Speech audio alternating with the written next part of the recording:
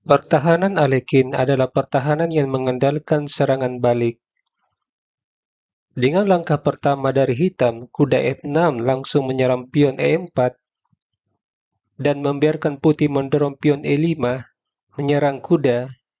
Dengan ide selanjutnya, hitam akan melakukan serangan balik terhadap pion E5 dengan D6. Pada tahun 1920-an, ketika kontrol pusat dengan pion dianggap sebagai hal yang wajib, pendekatan ini nampak revolusioner dan antitesa dari teori pembukaan. Putih sering mencoba untuk membuktikan bahwa pembukaan ini tidak efektif, tetapi semua usahanya sia-sia. Pertahanan ini jarang dimainkan di tingkat atas dengan Eloritin 2700. Meski demikian, pertahanan ini sangat cocok digunakan untuk mengejutkan lawan, sebab pembukaan ini jarang dimainkan. Itu berarti permainan ini jarang dibahas oleh pemain catur.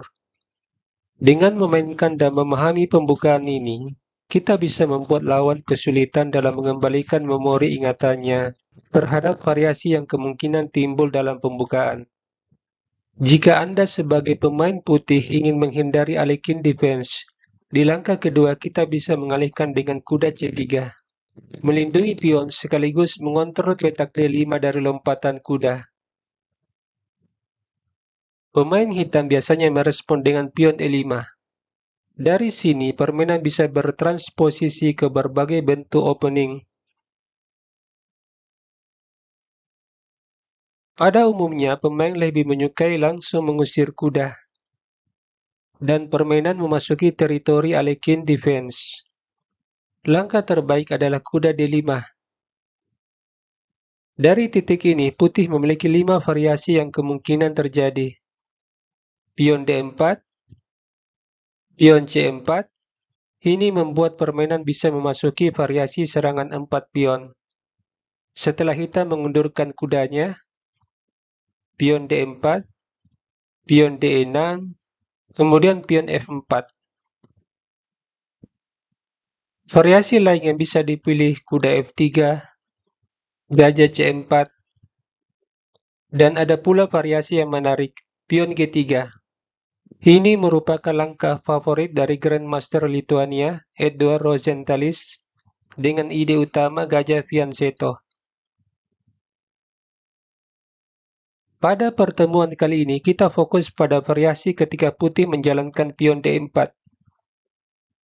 Dan kita akan masuk ke jalur utama, pion D6. Langkah ini sangat direkomendasikan oleh komputer Stockfish. Hitam langsung menyerang pion sentrum dan membuka diagonal gajah. Dari sini, putih memiliki beberapa variasi. Pion C4, kuda F3, pion E kali D6, dan pion A3. Namun, untuk kepentingan video dan menghemat waktu, di sini kita hanya membahas langkah pion C4. Perlu diketahui, video ini adalah video perkenalan terhadap Alekhine defense. Jadi, sebagai tahap awal, kita hanya memberi ilustrasi untuk mengenal lebih jauh pertahanan Alekhine. Dan untuk memulai perkenalan kita dengan Alekhine defense, kita akan menampilkan game yang terjadi pada tahun 2001 antara Silke Eineker versus Mikhail Kopylov. Permainan ini sangat menarik, karena hitam menggunakan kekuatan sepasang gajah menekan diagonal. Selanjutnya hitam meraih keunggulan kualitas. Pada posisi ini, putih langsung menyerang kuda dengan C4. Dan tempat yang terbaik bagi kuda adalah di B6. Jika hitam melangkah kuda B4, maka ini adalah blunder, sebab setelahnya menteri skat, dan posisi kuda terancam. Jika kuda C6, pion menyerang kuda, posisi yang menyulitkan bagi hitam. Setelah kuda mundur ke B6, putih lanjut dengan pion kali pion. Di sini terdapat dua pilihan mengambil pion. Jika hitam mengambil dengan pion C, ini memberi sinyal hitam akan menempatkan gajah gelap di main diagonal. Dan sebagai persiapan dari gajah fianchetto, hitam akan mendorong pion G6. Dalam permainan ini, hitam memilih pion E kali D6, mengosongkan petak E7 ditempati gajah. Kuda C3, gajah E7, pion H3, mencegah gajah melakukan pinning jika kuda dikembangkan di F3. Permainan lanjut dengan gajah F5, kuda F3, rokade, gajah E2, gajah F6. Hitam menempatkan sepasang gajahnya guna menekan di sepanjang diagonal, sebuah strategi mengeksploitasi kelemahan putih di sayap menteri. Putih rokade, kuda C6, pengembangan kuda sekaligus menekan pion D4. Gajah E3 memperkuat posisi pion sentrum. Hitam lalu mendorong pion D5, memblokade pergerakan pion D4 sekaligus memprovokasi pertukaran pion C4 dengan D5, di mana putih akan memiliki pion Isolani di jalur D. Pion Isolani di petak gelap akan menjadi sasaran serangan. Putih tidak melayani pertukaran pion.